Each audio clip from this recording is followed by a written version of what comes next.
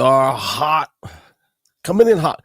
Thank you for joining. We are live on YouTube, Twitch, Kick, and Rumble. And for you guys in the time delay planet, Spotify, Apple Podcasts will be live a little bit later, as well as, I think, Pandora, Amazon Music. There's some other great podcast outlets out there. Highly encourage anybody that's considering doing a podcast, set one up to where nobody can steal your content. But we'll be live with our full podcast. It is the end of the month. I can't believe it's May 31st. What just happened? I just kicked myself out of my own. Whew, that was scary. What? Hey, hold on. Sorry, guys. I'm having technical. My computer is like, what? Okay, anyways, we're back, I think. That was strange. So, yeah, end of the month, and we'll be talking a little bit about, man, I got some topics. For you, so I don't know if I want to say it just yet. I think I'll say it so to keep you guys coming back. For those of you that kind of pop in and out, we'll talk about the Tower of Babel. Is SpaceX just another reinvention of the Tower of Babel? We'll give you guys some weekend updates, some dreams and goals and things that are going to be related to summer, obviously. And so thank you for watching. Family, you're watching gLO Sessions live. Once again, we are live on YouTube, Twitch, Kick, and Rumble, Spotify, Apple Podcasts, of course, and X. I think I said X, but thank you for being here. We will be back in 46 seconds. We're coming in hot.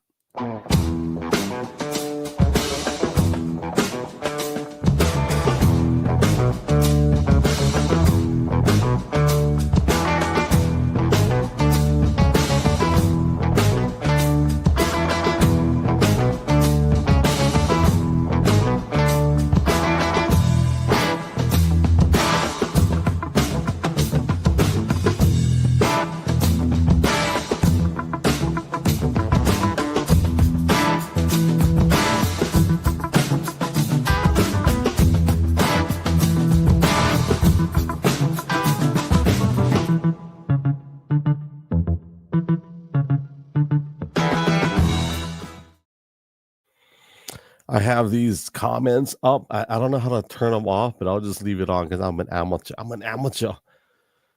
So StreamYard, I got to give a shout out to StreamYard. They are, I've been with them since 2018. I forget, at least 2019 for sure, because we were doing our live streams for our church since 2019. So for anybody that's listening for the first time, thank you for listening. If you're watching, thank you for watching. If you are one of those tape delay folks, just remember you can always catch us live on all social media platforms. And I got some things to talk about. And to be very transparent, I didn't feel 100%. I always feel when I go live, I'm at a pretty close to 100%, but a little bit under the weather. We just came back from a trip. We took a trip. We were in Washington. We're in the state of Washington for about 4 or 5 days, 4 days. 4 days. And so that was a blessing to be with family. And then we recorded a podcast. I tried to do 2 or 3. It's hard, man, and we have all of our equipment. And I'll talk about that in just a second. But how are you guys doing, man? I hope you guys are having a blessed day. And wherever you're at, whatever time zone, wherever your geographical location is, I hope you're having a blessed day. I understand some people are in different countries. I don't look at my analytics too much, but X and Spotify are great in delivering that information to you. And I got some people in different time zones, different countries. Well, obviously different time zones, but different countries, and I love that. So, but yeah, in Washington, we came back Monday. Monday's a Monday. And it was a blessing, man, just to be with family and to do a podcast. I did a podcast with my one of my aunties. She's my mom's sister. And I'll just say this, man. She did not want to do the podcast. I pursued her. She's been teaching for over 40 years officially, like on the record books. But like she's subbing right now. So we didn't count that into her tenure as a teacher or even as her resume because it's volunteer. And then you take into account she's been teaching her kids, right? So she's got 2 kids, John and Carrie. Love you guys very much. I don't know if Carrie listens. I think John does, but I know John's wife Nicole does. Um, so yeah, I did a podcast with her, and it was such a blessing. In the how shall I put it? In the way that I was able to do just a discussion. If you watch my title, the beginning of the podcast, it says creating historical documents through conversation. And that's kind of what we do, right? Like every time we speak, well, the Bible says, right, let your yeses be no. No, no, it doesn't say, it doesn't, let me clarify. It doesn't say let your yeses be no's, let your yeses be yeses and your no's be no's. And just in very clear terms, what it speaks of is let your words have worth or value, right? Don't say you're going to do something and don't do it, for example, right? It's a great. And anyways, every time we speak or have a discussion, it should have value or worth, something that's of lasting importance. And so one of my passions for doing this podcast is having these discussions where it's not just for a person. It's not just for the person that we're interviewing or having a discussion with, but it's literally to preserve something, right? And so, but going back to my auntie, she did not want to do it. Like, and she talked about it when we did the podcast. If you listen to it, she didn't want to do it. And a lot of times, people that are in the educational space, right? They're very structured. They're very. I will hope they are. They're very professional, organized. Most teachers, I think that's part of. You should be organized if you're a teacher. Um, so yeah, my auntie Linda Gentry, we were able to do a podcast with her, and it was just it was good. It wasn't good for me in a sense of what I'm normally accustomed to, because I always do live and I always do video. This podcast turned out to be just audio. We did have some technical difficulties. Um, Sometimes your technical difficulties come with technology, and sometimes your technical difficulties come with human beings. So I'll say that because when you have a vision of how you want something to be or do, or how you want it done, you can't put that weight on somebody else and expect them to have the same vision, unless you guys came up with that vision together.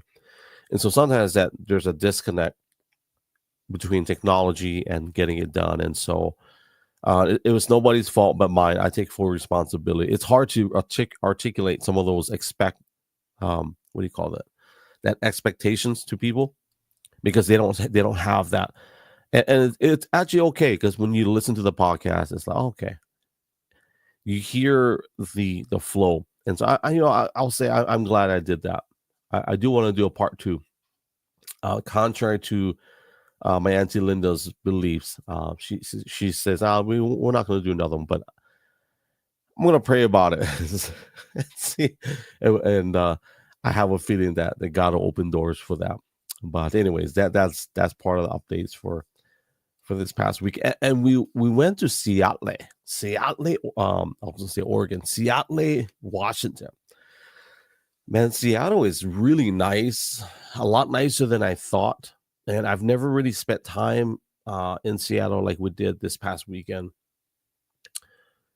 And it's interesting because my perception and images of Seattle are how should I put it? Like kind of what we've seen on the media. It's kind of like Portland, right? So Portland and Seattle, in my opinion, they're sister cities. That's how I look at it. At least that's how I think. Anyways, and I might be wrong, but I'm gonna try to see if I can turn off these. I don't know how to do it, but I'll just leave it for now because it's kind of blocking in my bottom right hand third. So yeah, so Seattle, we went to I went to this bonsai. Is it bonsai? No. What do they call those things? What do they call those trees? Bonsai garden? Hey, Google. 100% volume. Hey, Google, what do you call those small Japanese trees?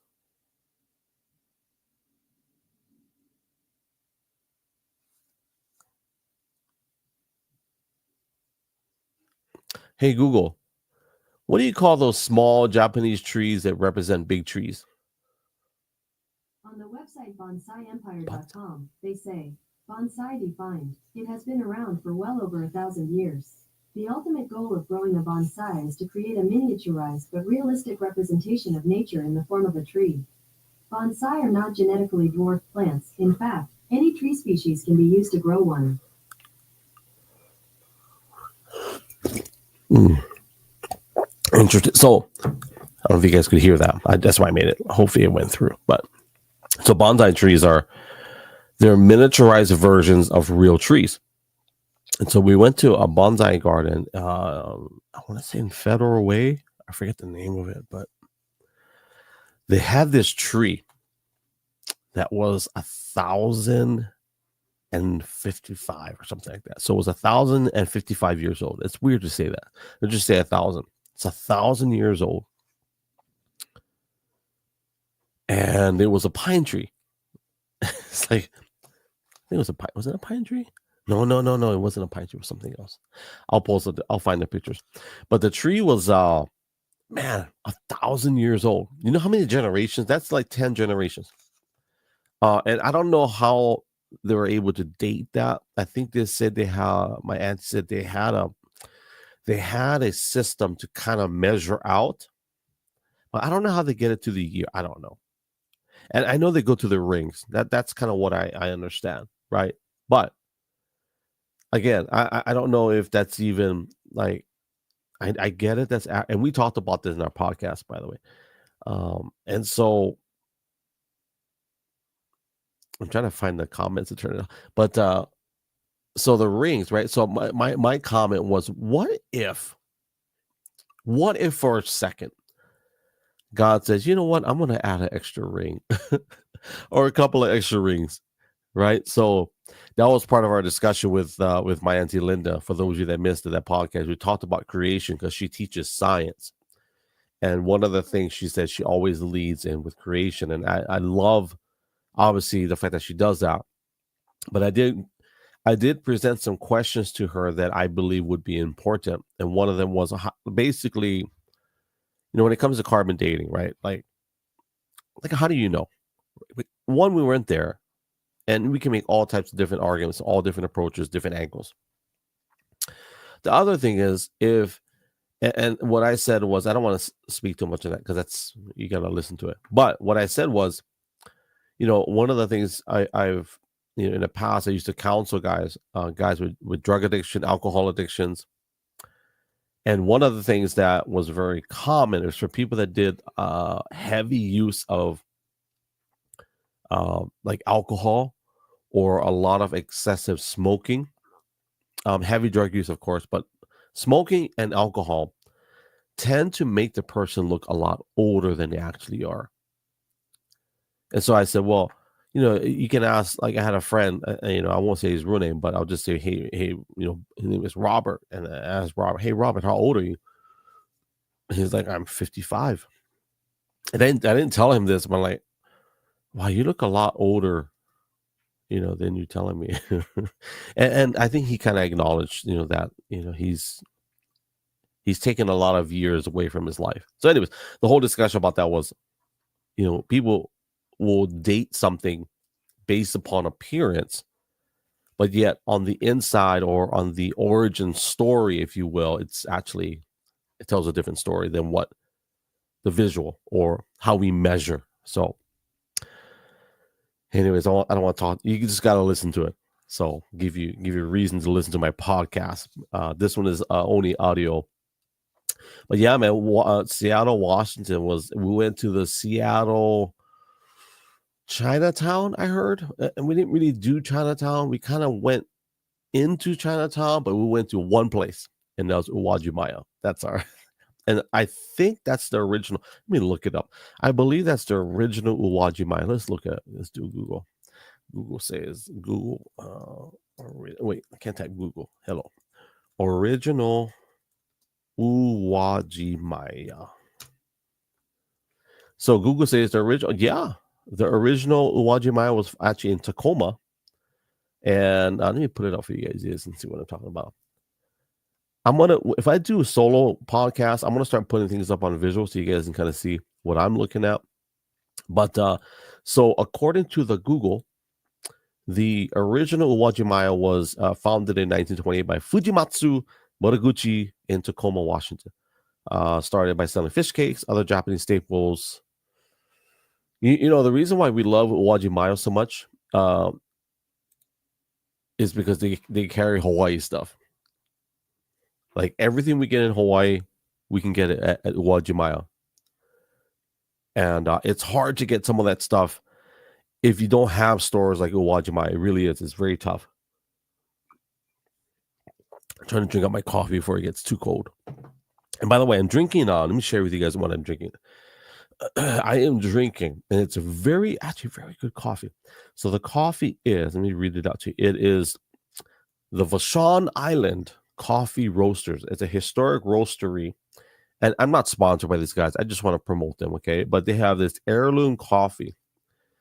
It's a Costa Rican reserve, so it's grown on volcanic soil. But it was just ground this past weekend. It's actually very, very tasty. Very tasty coffee. I like it. I like it a lot. So what were we talking about again? Uwajimaya.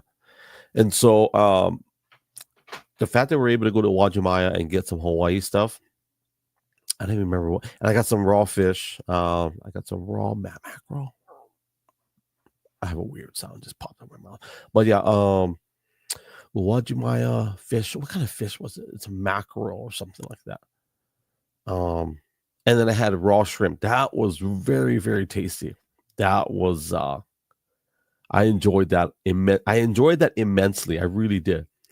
If you've never tried raw shrimp, you definitely want to go to Uwajimaya and try you some for sure.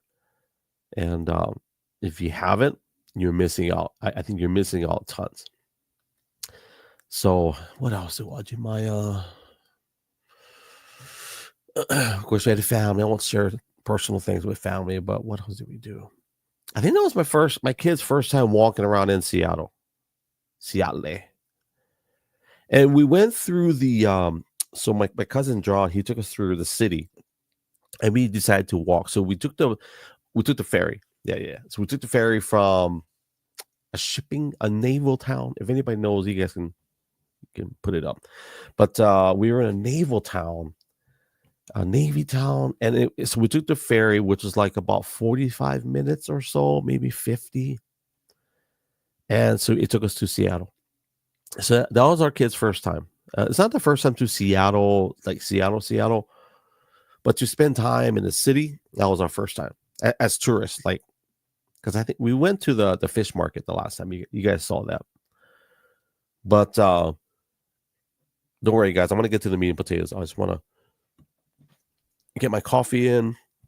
What are you talking about again? Oh, so yeah, the ferry, Seattle, and we went to the arena. So these two arenas where the NFL team plays, and they have these something benders. Not what do they call those teams in Seattle? They're not benders. What do they call those people? I don't mean those people. I don't mean those people. What do they call that soccer team? Sounders. So this whole area is like every town and city is like kind of like built around what they call the Puget Sound. I think that's how you would say it. And it's basically the ocean, but the ocean comes in pretty intense, like not intense, but hey, Google, how big is a Puget Sound in Washington? The surface area of Puget Sound is 1,020 square miles. So 1,000. Okay, so Puget Sound is like 1,000 square miles. That's big. That's almost as big as the Big Island. I think Big Island is 5,000 square miles. I think. Yeah. But what's interesting about this topography, so we have family in Gig Harbor. We have family in Federal Way. My wife has some family up north, I think, close to the airplane places. We have some friends in Seattle, the Seattle area. But it's interesting that all these locations, they all kind of connect to one another, whether through boat, highway. And it was fun. It was interesting. It was interesting because for anybody that, so if you're Hawaiian or you're Pacific Islander, I think we all can agree as Pacific Islanders, whether you're Hawaiian, Samoan, Tongan, Fijian, Tahitian, Tokilauan, Palauan, if you're from the Micronesian island chains, nations, um, we're drawn to water. Like we're literally, it's hard. I don't know how to explain it, but it's like, I think a lot of times, not necessarily saying our mental health issues, but like, let me rephrase it because I don't like that. I think our longings and our attitudes and the way we feel sometimes, I think if you move away from where, whatever Pacific island you're from, if Hawaii or Tonga, I think sometimes our well-being is affected by not being close to water because we were born literally, surrounded by water. And so there's something calming and peaceful about hearing the ocean waves and the being at sea level and just, the aroma of the ocean. And so when we were in Seattle and in Gig Harbor, we were, in that whole area, just witnessing the wildlife, different wildlife for sure. Because where we are now, it's a desert. We're literally in the desert where we are now. But it's nice. It's really nice, man, to see that because, being from Hawaii to experience the ocean, like I get it. It's not the crystal blue waters that we have, but it's still the ocean. It was such a blessing. And of course, the number one thing is we were with family. So that just totally made it even more, adjust my mic. I wasn't thinking. I just brought my equipment back. So I'm trying to kind of get back into the groove. But man, it was just so nice to be with family and to be able to break bread. And one of the things I'm going to give a shout out to is my uncle Terry, man, playing music with him and just singing and worshiping. Man, it was so good. So good. Follow me on social media. You can see some of those videos, but it was so good to be with him. Obviously, my Auntie Linda. I'm going to grab this wire. I'm chasing squirrels, getting distracted. When I'm pulling it, I'm going to try to pull it with my toes. So people that are not on camera, like, what is he talking about? Oh, come on. Oh, you know what's funny? As you get older, the younger kids will never understand this until they get there. But as you get older, there's certain things, and look, I get it. If you're not like, I'm not in shape like how I used to be. But there's certain things that you do when you get older. It causes hiccups in your routine. And when I say hiccups, I'm talking about like how should I call it? Micro. I'm gonna give it a name. It's like micro pulled muscles. That's even a term. It's not a real injury, okay, but it's like micro pulled. It's like so.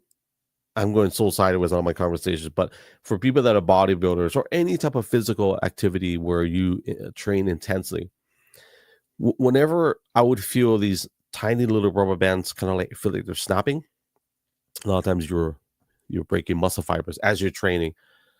But anyways, how did I get to that? It was on Uncle Terry. I forgot what else we were talking about. A lot of times okay, we're good. I'm sure my audio is good. But yeah, so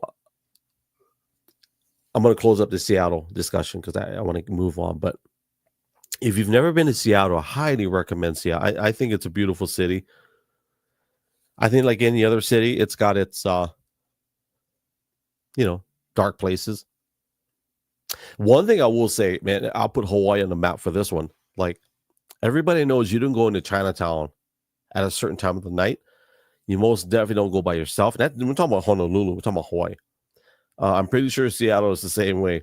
But I was telling my cousin, I said, I think it's so ironic that every city that I've been to, the roughest places always seem to have a Chinatown. I don't know what it is. I don't. If someone can explain to me what that is, I really don't know. I don't understand what the reason would be, but it I will say that I don't know. I don't know. Somebody has to fact check that for me. I'm not sure. So last part, and then we'll move on. We went to this aquarium in I think it's not Federal Way. It was some other town. It was right next to Federal Way. It was right on the water. But here's what I'll say to that. Man, this little aquarium had like this whale skeleton hanging on the ceiling, right? And it's a small little building. Like the building was just big enough for the whale carcass. So um I'm not even kidding. If you watch the video, I put the video, I went live. Like the building is just big enough for the whale carcass. And I don't mean like actual carcass, but skeleton. And then there's a couple of other skeletons up on the ceiling and stuff like that. But it was cool because um I'm sorry, I'm reading a text. I'm getting squirrels. So yeah, and then they talked about all the animals in this aquarium and in this this what do you call? I was almost going to say data center. I guess you could say it's a data center. It's a data center for marine wildlife. You have all your data for your animals. It's funny. You guys, man, I tell you what, let me tell you this. If I do a cartoon, man, we're gonna have so much fun. I promise you. I promise you. So, uh, is that all? No, they have this octopus. You gotta check this part of the story.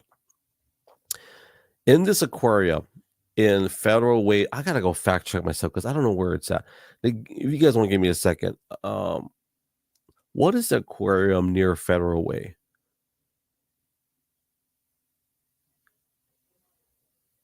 Okay, so it's called the Highline Mast Center Aquarium. Yeah, that's the one. So they're in Des Moines. There we go. I knew it was there. So they're in Des Moines. So, anyways, sorry to chase. I chase a lot of squirrels. So in this aquarium, they have these octopi. Is it octopi? We'll just pretend that's the plural. They have these octopus, octopi. Anyways, they have they have an octopus with some friends. I guess they kind of revolve in and out. So they had a baby octopus. And the octopus's name is Pickles. So that's the octopus's name, Pickles. And so Pickles, with his, I guess it was his friend or his uncle, like to escape. You can't make this up. To any of those students for Highline College, if you want to fact check me, you can. But apparently, this octopus likes to escape and hide and not be found. And so I thought it was fun. So we were looking for Pickles, and so we kept looking and kept looking in the aquarium, couldn't find him or him, or I don't know what designation Pickles is, but so anyways, we found this clamshell, and the clamshell was kind of like just a little bit open, right? And you can see these two black things just kind of like right there, right? And we're like, oh, there it is. And then the volunteers, I don't know if that's it. It could be. Pickles and Pickles likes to hide. So, anyways, that was our adventures from the aquarium in Des Moines, Washington. I didn't even know Des Moines had. I didn't know they even had an aquarium. Or actually, take it back. I didn't know they even had a city called Des Moines, Washington. So that was interesting. I heard of Des Moines, Iowa. So that's my updates. Seattle Aquarium. We covered that. We can throw this card out. I take notes, by the way. Here's what I'll cover. It is not in the morning, so if anybody that's like watching on replay, it is literally the afternoon. But I had some coffee made for me, and it's hot. Not just the coffee, but it's. Let me tell you something. Can I tell you something? So it is May 31st, and it's already 90 degrees. Is it 90 degrees? Let me check the weather. Okay, I exaggerated. It got to 85 yesterday, but it's going to be 39 degrees. It's going to be 39 degrees tonight. Okay, and so I take that back. It was 91 degrees yesterday, and that's hot. But I'm telling you, because literally a month ago we were in the low 20s. Okay, and so we're still getting used to these seasons, and I forgot where I was going with this conversation, but I'll tell you this. Man, with it being hot, the heat here is dry heat, right? So we can get up to triple digits and we're kind of okay. Like we don't want to, it doesn't make you want to like die. Because you ever been in some weather or climates in some cities where, oh my God, like you take a shower, you get out of the house and you just dripping sweat, like literally. Yeah, that doesn't really happen here, at least in this part of Oregon. Although it does get it. The one thing I will say is that, man, that heat, when it blows like with the wind, it feels like you just opened up your oven and all that heat is just coming right at you. And there's a lot of scriptures I have in reference to that, but I'll by the time we're done today, I'll make sure to drop some scripture reference. And here's what I'll say, family. I'm not sure if you're ready for the summer heat. See, in Hawaii, we don't have seasons like this. Like we have summer, we do have summer, like we call it summer, but it's not because of the weather. I mean, the weather changes a little bit. But when we say summer in Hawaii, we don't get triple digits. I don't think Hawaii's ever had triple digits. Let me just, hey Google, has Hawaii ever had triple digit temperatures? According to Wikipedia, in the leeward areas, temperatures may reach into the low 90s several days during the year, but temperatures higher than these are unusual. The highest temperature ever recorded on the islands was 100 degrees Fahrenheit on April 27, 1931, in Pahala. Okay, so in 1931, that's the hottest it's ever been in Pahala, which is where I kind of grew up. Part of my life, I grew up in Pahala. You got 100 degrees. That is hot. For Hawaii, that's hot. Yeah. So where were we going with this again? I totally forgot. You know what I'll do? Let me play a video. I'll show you guys. I can find it. I'll look for it. And it's interesting. So yeah. Anyway, summer's coming, and my mornings lately have been earlier and earlier. And I don't know if that's in direct relation to sunrise. It might be, but there's a lot of excitement, a lot of things that's happening. My daughter, her business this summer, she's going to be very busy. So, and I'll put up all the information in my social media for anybody who wants to support or to keep her in prayer. That she has a very prosperous time as an entrepreneur, and so and she loves it. You know, it's and we're working out a deal with a store in I want to say it's Paulsville. So, and I won't disclose the personal things, but man, the wind's blowing strong today. Wow. So yeah, she's working on a deal to where she can offer products at a storefront in Washington. I'll leave it at that. And we just were talking before I went live. how exciting it is, how interesting it is, how everything's going to just work. I'm excited for her. I know it's going to work out, but that's going to be her summer, and it's going to be hot. If it's anything like last summer, man. So yeah, going back to the mornings, there was a question asked by, I think, George Hayworth on Twitter, on X. I don't think I've ever done a podcast with him. I don't think I have.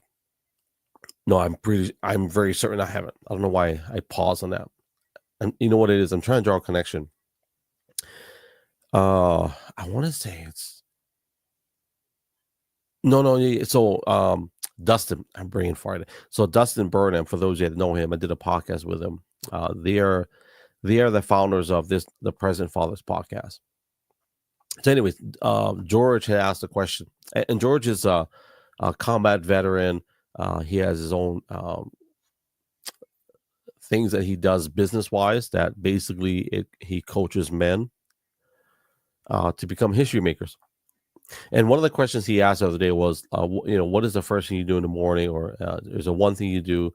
And one of the things he said or mentioned was coffee. And coffee is by far, it is one of the first things that I do. But I had to just really be reflective for a minute. I was like, you know what? The first thing, I was in 90.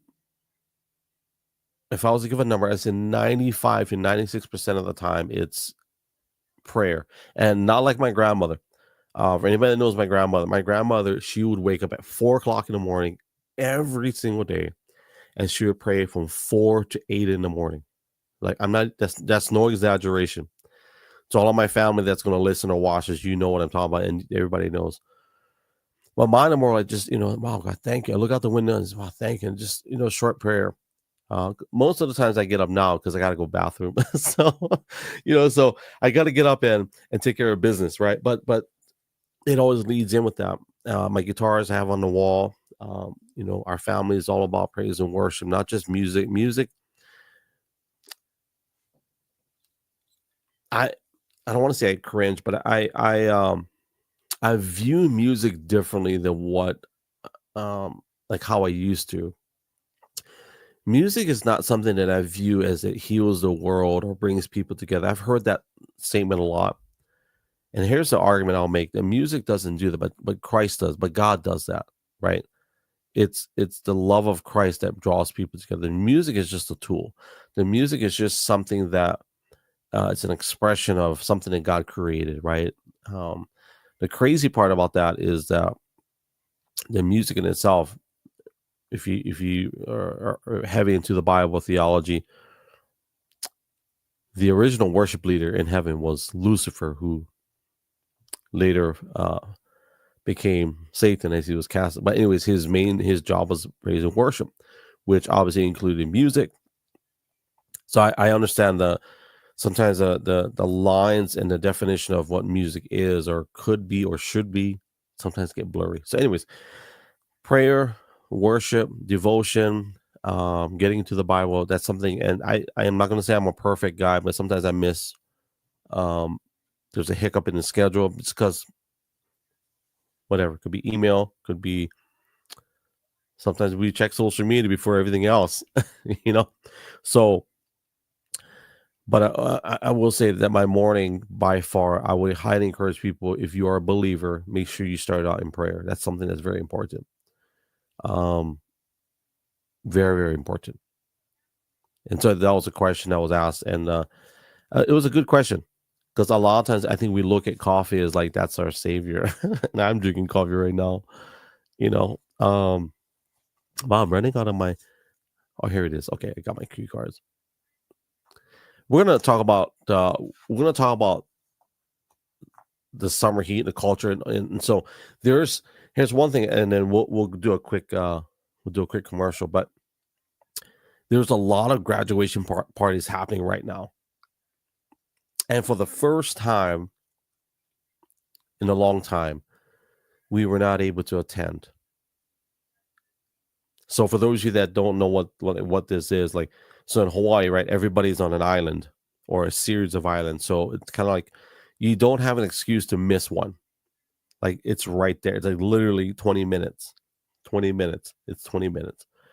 So you kind of don't have an excuse. You know what I mean? So, but we'll come back. We'll talk about that. I want to play this real quick by Archon Mounts. Today's episode is brought to you by Archon Mounts. For those of you that are content creators and you want the best mounting solutions for your cell phones, your DSLR cameras, well, go to archon.com. Be sure to use my promo code Hawaii and you'll get 20% off your entire order. Also, all of their products come with a lifetime guarantee. So head on over to archon.com, keeping your devices within reach. You know, the grad party. So we just missed one yesterday from a dear friend of ours, and they're from Hawaii, and I had to apologize. I said, you know, man, we just came back. So it's hard for us to get the whole family go back out.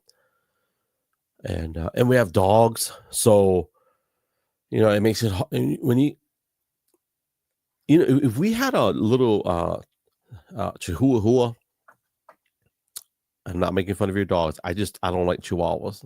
I do not like them. And they don't like me. I don't know what it is. I don't know why chihuahuas don't like me. I don't know. I'm trying to figure that out myself. I don't know if they like anybody. I feel like chihuahuas are always mad at the world, you know. And if you're if you're a chihuahua owner, don't get mad. Just let's reflect for a minute. So, okay, I'll leave it at that. I don't know. So yeah, anyways, if we had a chihuahua or a small dog, it would be easier for us to travel. But when my dad comes home, he helps us take care of the dogs. And he just left. He just stepped out, or not stepped out, but he's in Portland. So, anyways, we missed a grad party. A dear friend of ours, and shout out to I won't say the name. So yeah, it's hard not being in Hawaii because it's easier, and of course with the family. So if anybody has never been to Hawaii and you don't know what the culture is like, one thing I will say about culture is that it's very, very family, and not necessarily because, you know, like everybody technically like spends time with each other, but it's understood when you get married, you get a funeral, birthday party, graduation parties, baby dedications, everything, you name it, you're there. Retirement party, you're there. You know, here in Oregon, I understand like now, okay, you know, my brother-in-law is like literally 30 hours away driving wise. It's like an $800 plane ticket, or maybe not $800. That's kind of expensive. And you know, so it's just more it's more of a commitment to attend things when you're in the main, where you're in the lower 48. So I will say this though, that even though we're missing a lot of graduation parties, my wife and I, one of my nephews, he's graduating. He graduated already. I think he graduated already. I'm so bad with it. So my wife, before we left the what's it, Oregon?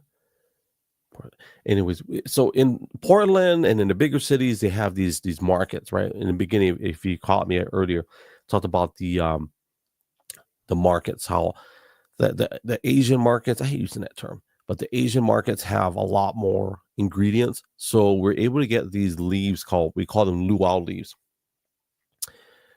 So if you don't know what luau leaf is, it's basically like, if you know what taro. So taro is a root vegetable, and a taro is like it kind of resembles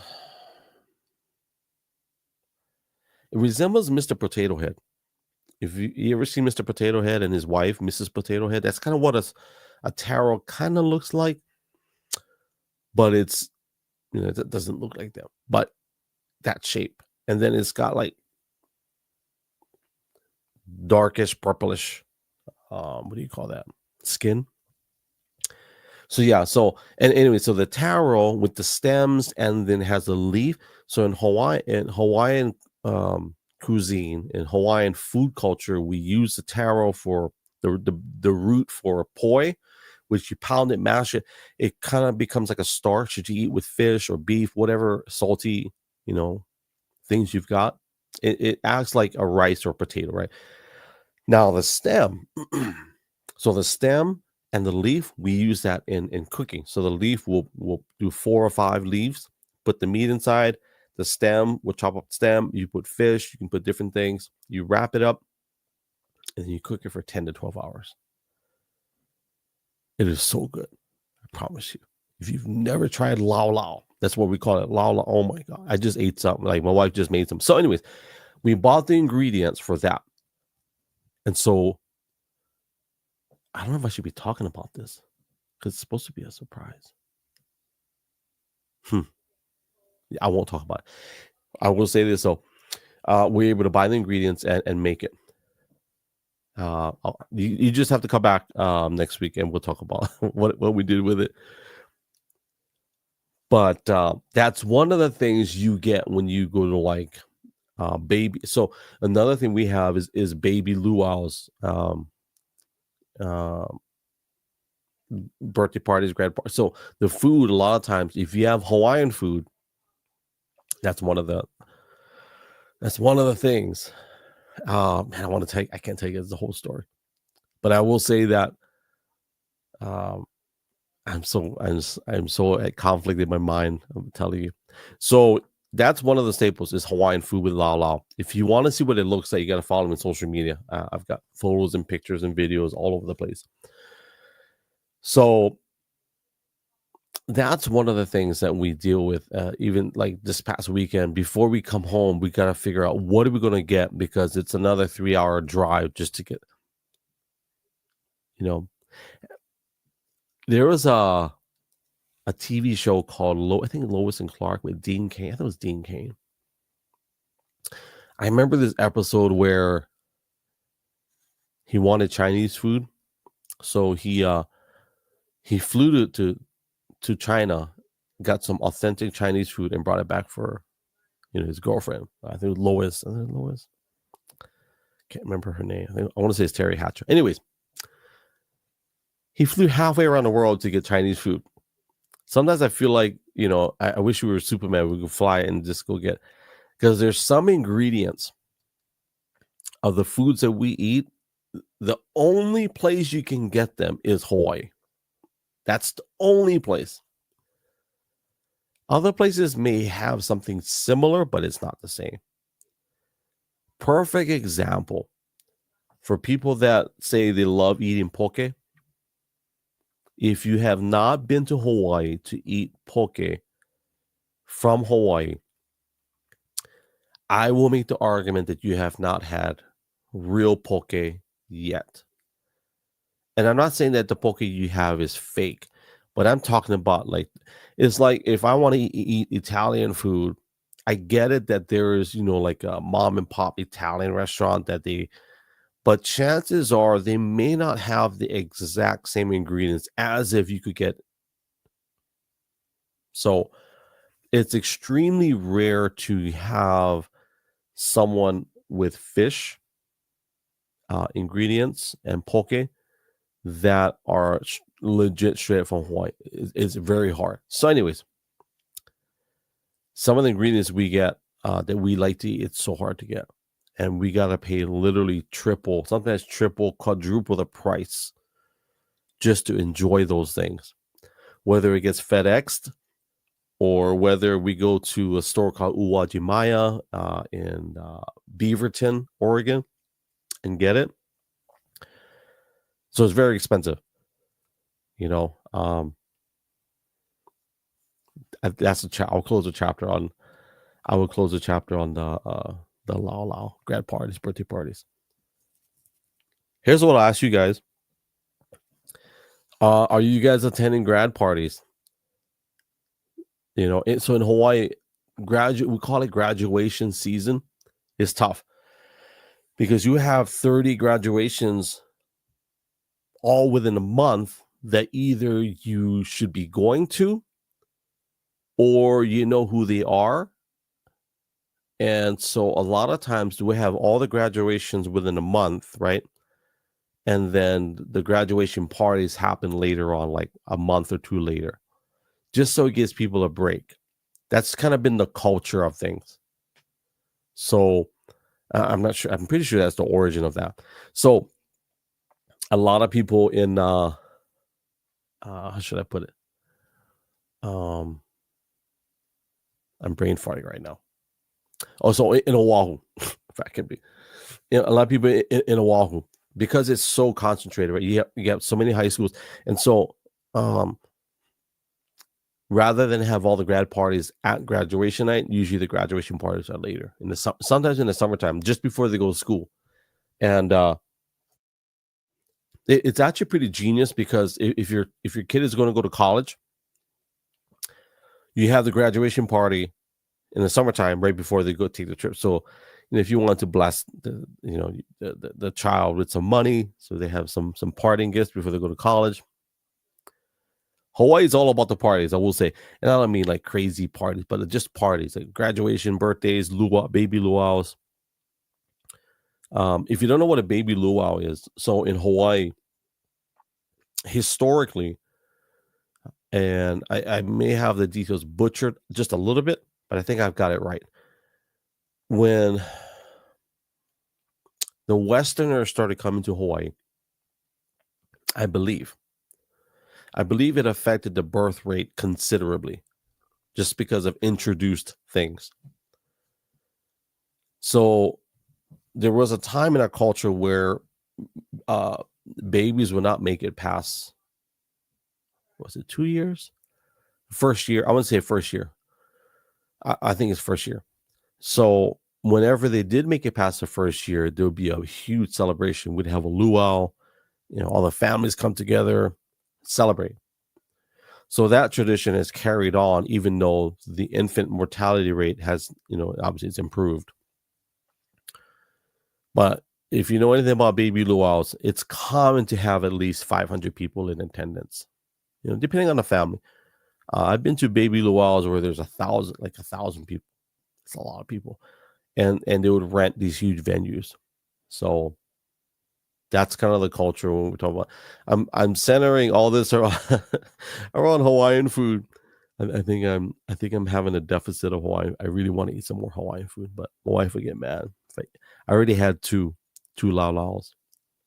So, but yeah, are you guys attending graduation parties this summer? Do you guys have a lot of commitments?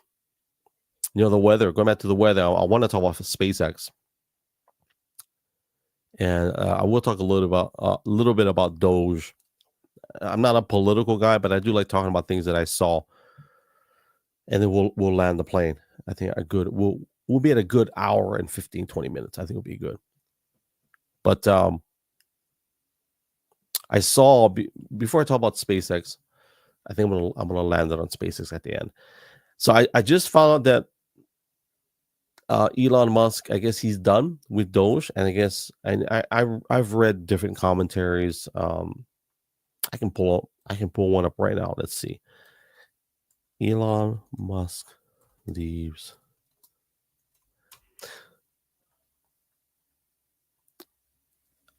I'm just going to read some headlines, and so I follow Elon Musk on X. I think I do.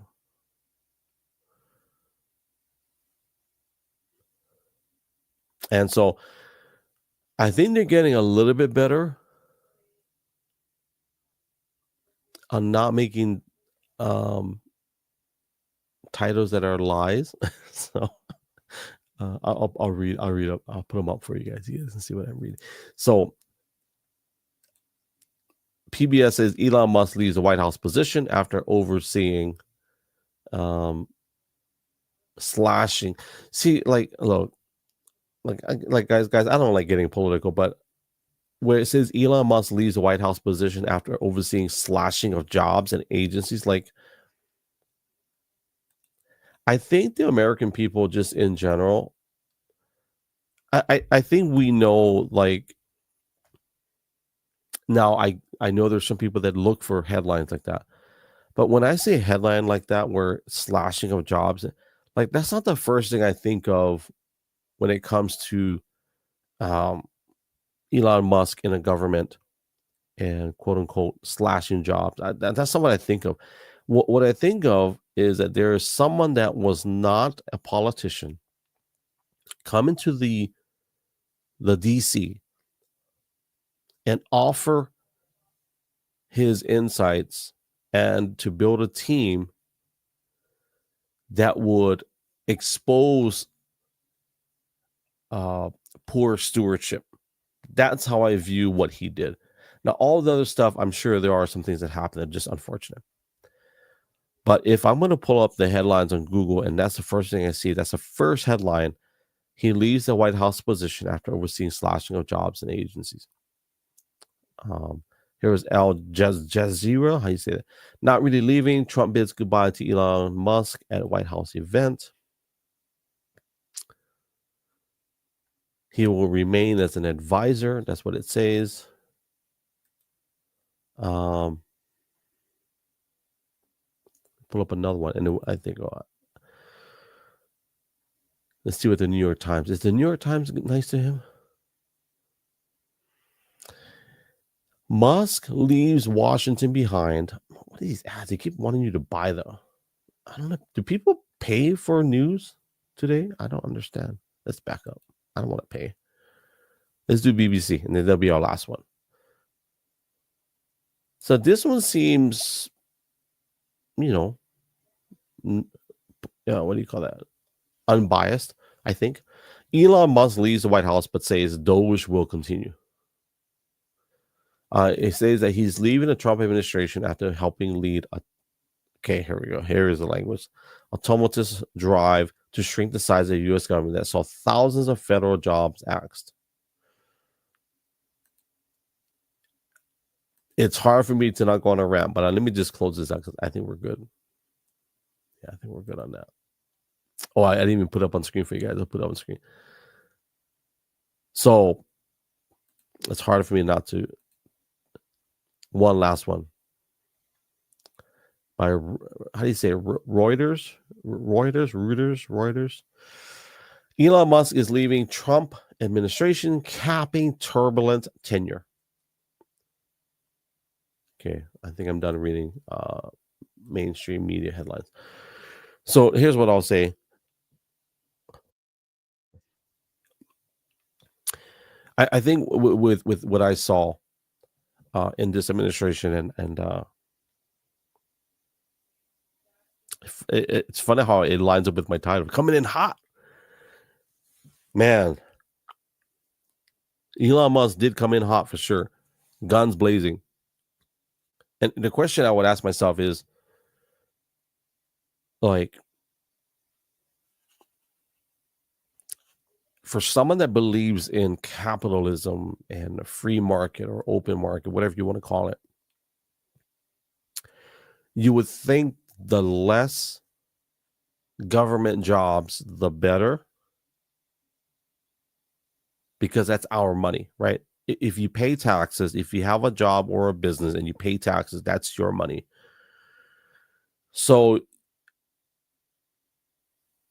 I would like to think that we would celebrate when we're able to pay less taxes or there's less expenditures on our tax dollars and we can use that money elsewhere. I would also like to think that we would celebrate when someone is asked to do a job, comes in, and this would be debatable, I'm sure, but they put themselves out of a job. Right. The original intention of those was to do these things to,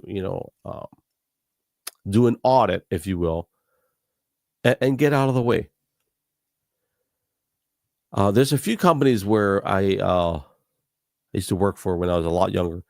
These people come in and they have a whole team of people. And as an employee, your first impression is, what are they doing? Are they gonna they're gonna tell me what to do, or are they gonna? That's just the initial feeling, right? When they come in and they have all these labels, they have these clipboards, and they have all this equipment. They come in there and they do their thing. And they start marking things, put everything in boxes. They start, just really professional, getting in and out.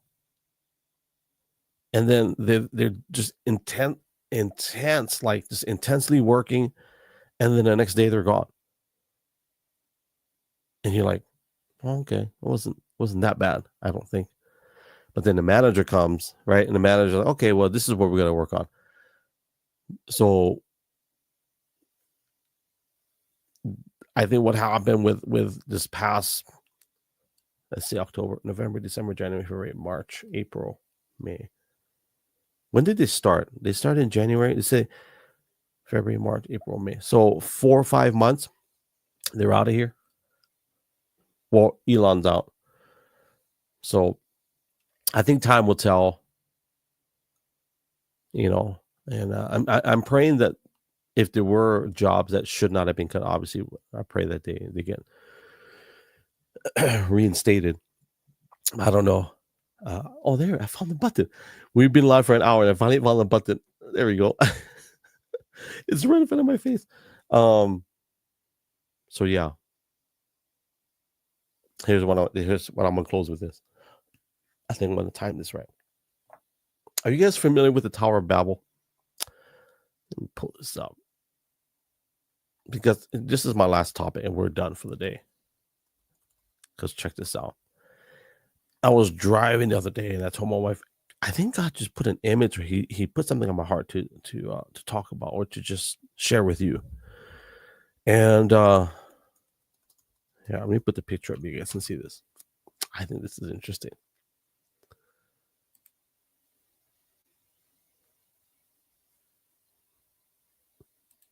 This is a nice picture.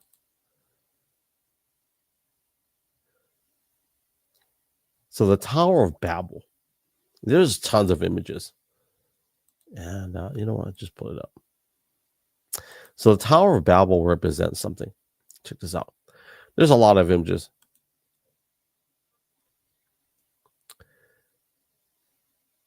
Some good artwork. So there's a story in the Bible, Genesis 11, talks about, these people wanted to build this tower, right? Let me pull it up. And they wanted this tower to reach to the heavens. Excuse me. Now, if you haven't read it, I'll read a part of it. Let me just read it, and you guys can kind of get it in context.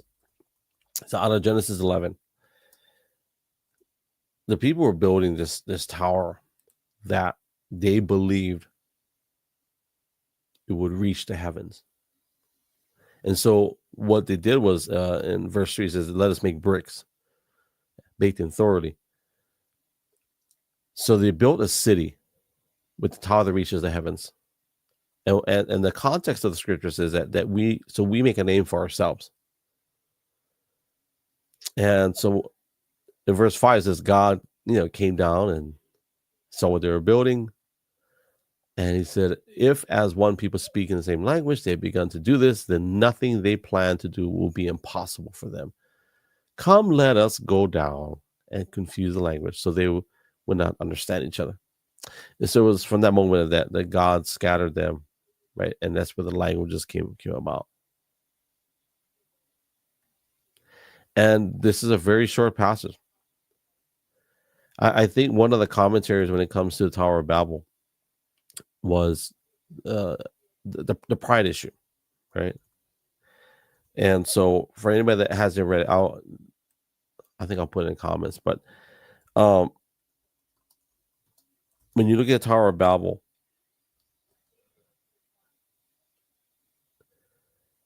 what does it represent, right? I think at the core of it, it's pride, right? So I'll take the image off. But the other thing I look at, and I haven't heard a crazy revelation from the Lord on this, but here's what I'll say. We're spending billions, if not trillions upon trillions, by the time they send a rocket to Mars.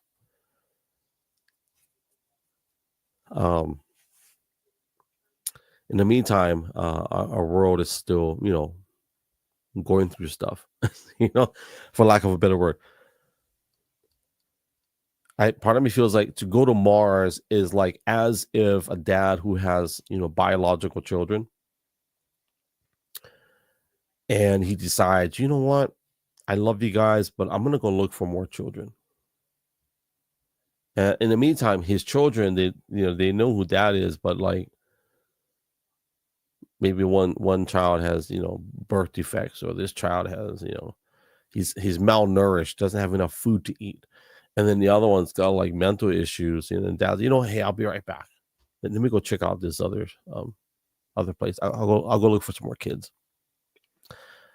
I know that's a crude depiction of what I'm trying to say, but that's what I feel like SpaceX when it goes to Mars. Can you imagine if they spent all that money improving the quality of life on Earth? I've heard the discussion of the continuance or the continuity, what do you want to say, of the human race is dependent on us being a multiplanetary species. I don't believe that. Personally, I don't believe that. I have not found anything in scripture that would say, hey, I do believe the Tower of Babel is kind of a representation or a prequel to SpaceX. I might be wrong in that, but that's what I believe. So Raymond was like, what are you talking about, Tower of Babel? That's the Tower of Babel, or the depictions of it.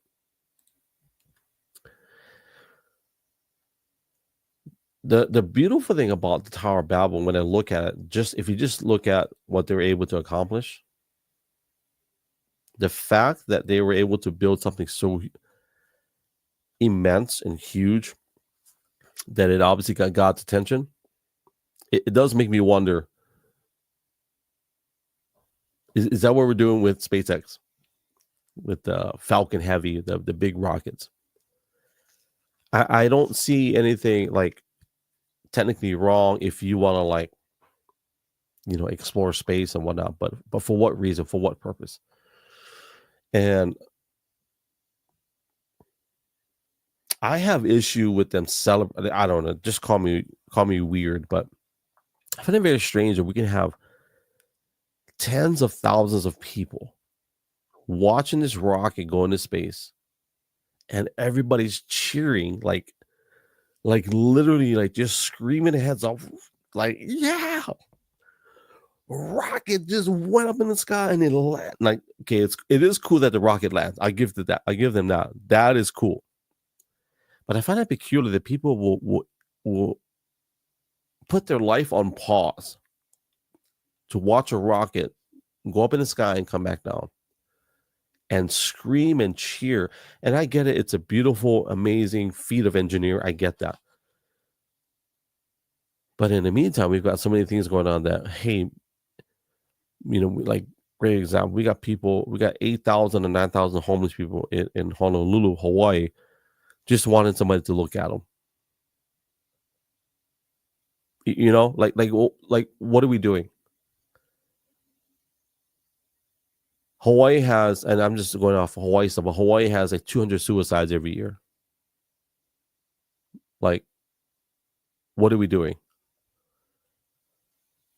The homelessness in Portland, Oregon is not as bad as it used to be, but I see it. And I'm like, well, what are we doing? Like, I get it. Like, we're looking to the heavens, but in the meantime, Earth, where we are right now, it's like, what are we doing? I was working yesterday, and I told my wife, you know what? I'm gonna just take some time out, and let's just go to the what do you call it, the wetland. So I shared it with you guys for like 18 minutes of what but we just took the kids and we just went to this park. It wasn't really a park, it was like a wildlife reserve, and we just spent time, and we made some spam musubis, some fancy sparkling water, some San Pellegrino,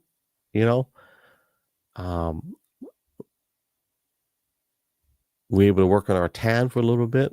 It's summertime because it's hot. And so when I look at the rockets, I'm like, what are we doing? Like, are we really doing this?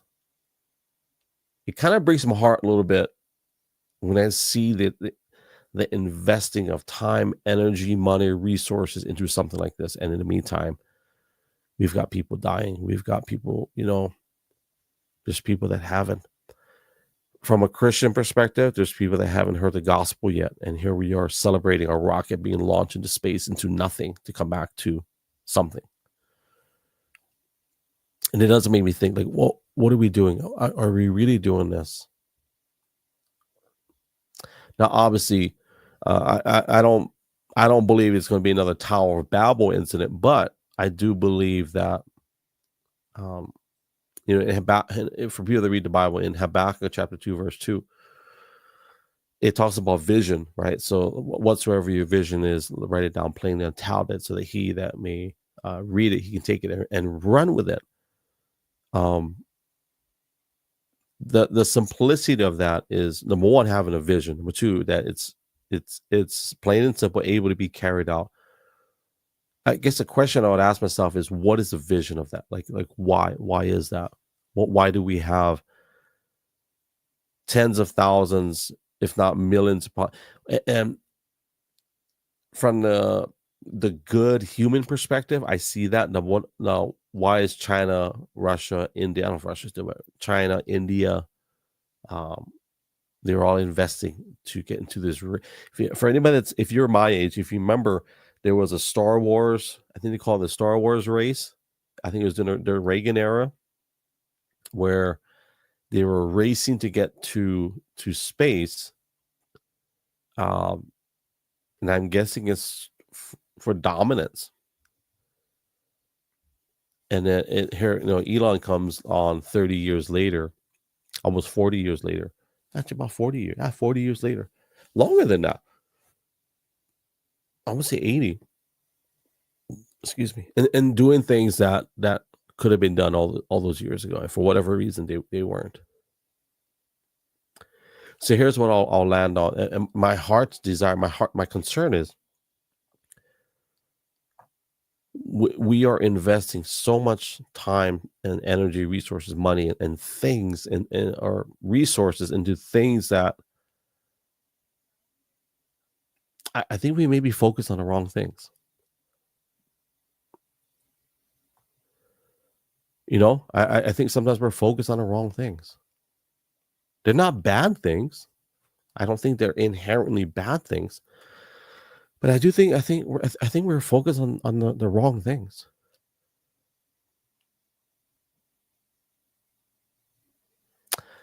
There have been a few occasions where my wife tells me something that happened with my children, or it could be, I can't think of a specific example, but I can very much so remember my wife's response. There have been times when my wife would tell me of something that happened that was, I can't even think of a specific, but I do remember the response of walking into a situation because I'm angry, irritated, upset. And I'm walking into this room, guns blazing, just wanting to regulate the situation. And my wife has to be like, honey, I need you to pause, just take a break. Now, I'll be honest and say that that's not always the case. But there's been a certain working or growth that God's been, he's been working in me, and I'll be very transparent in that. And so I've been, getting better about walking into a room with guns blazing. And here's a reason why. Even though my passions may have been justified, and maybe they may have been for good cause, I will honestly say that when my wife says, I think you need to just pause and just take a minute, because coming in a room, guns blazing, like ready to go, ready to regulate, I may have put myself in danger of focusing on the wrong thing and causing more harm than actually making things right. And I think a lot of times when I look at, my life, and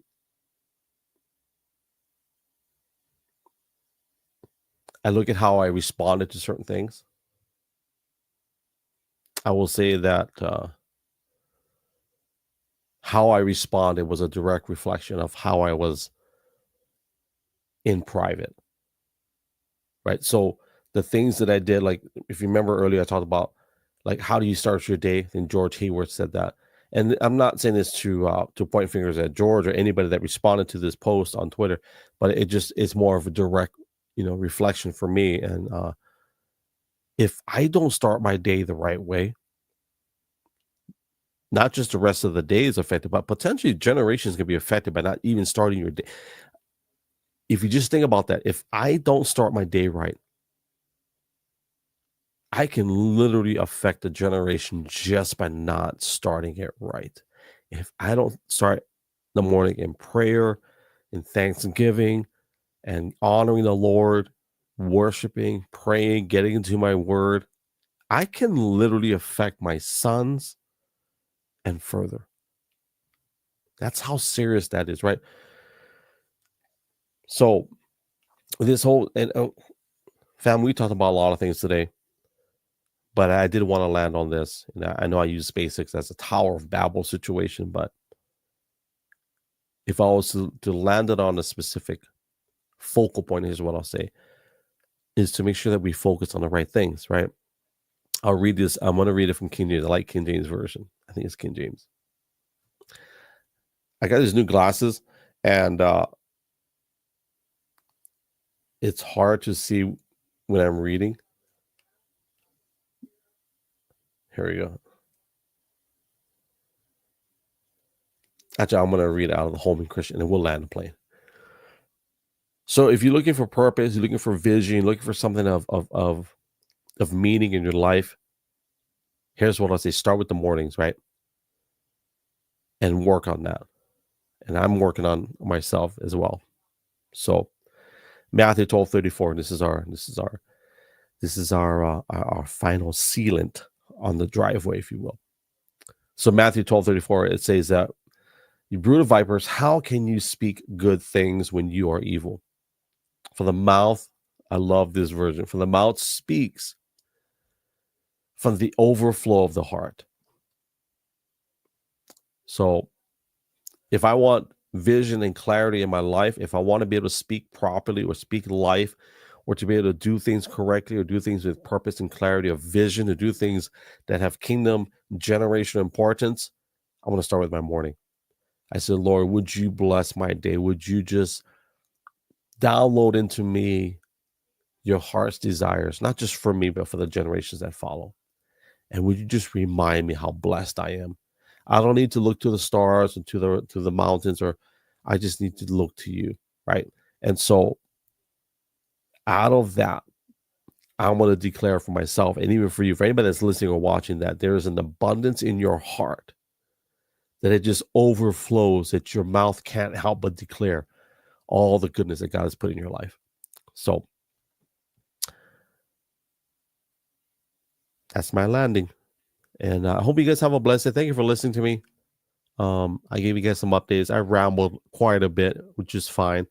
I want to make sure I'm faithful to these podcasts, put them out, give you guys some content to feast on.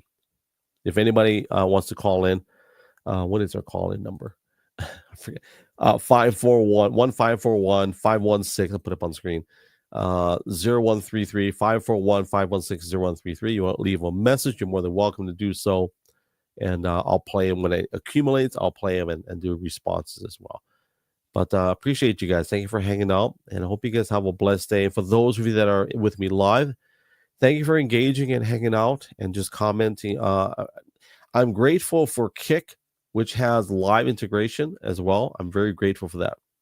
And YouTube, thank you. And of course, Twitch. I think Twitch has bots, which is fine. Bots lives matter. So anyways, thank you for spending time. You guys could have been anywhere else, but you chose to be here today. So I missed a few. What's up, Doc? Doc Rock in the house. We're gonna land the plane, but I appreciate you coming in, brother.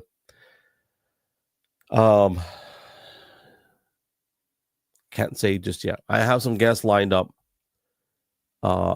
organic in person, for the month of June. As God provides, we're definitely going to do more in person. I gotta have the organic. I love organic. So that's it.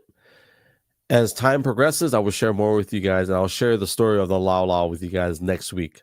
Okay, after it's all said and done. So, on behalf of my wife, myself, our kids, our entire Ohana, thank you for your time, your heart, super heart, your data, all that good stuff. But most importantly, thank you for your time above everything else. And I hope that you have a blessed Sunday tomorrow, if it's already Sunday for you. As I always say, love you guys. God bless you guys. Hui ho. Aloha and mahalo. Yes, sir. Chihu.